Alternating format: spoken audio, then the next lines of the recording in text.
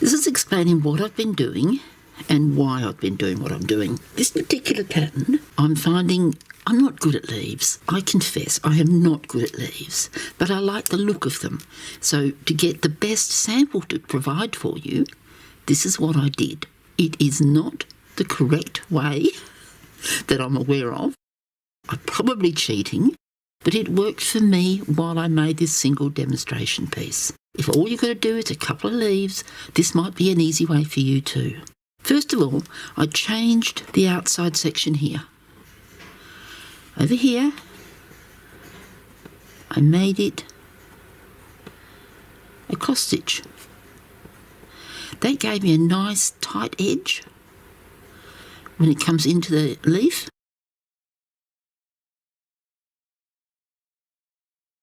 Like that, and I'll mirror that at the bottom as well. But let's do that for the moment. Then I concentrated on the leaves. This is my first sample I did for you. Now, my logic is that this section here isn't holding the leaves nicely. When it comes out, it is, but obviously when I started, I didn't set it up right. So to prevent that issue, I'm converting this section here and the matching piece below into cloth stitch. So to do that, I've got it set up.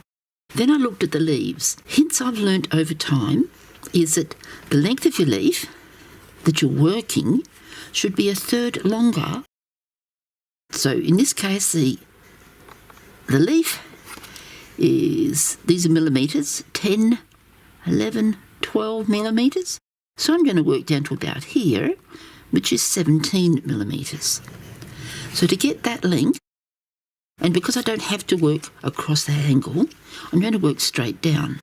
So I measure from that top one down to 17, which is easy for me to count from the bottom, 20, 19, 18, 17, and put in a marker. Then I put a line across there. This relates to the top ones, top two. The next two will be deeper, of course, because they start further down the piece.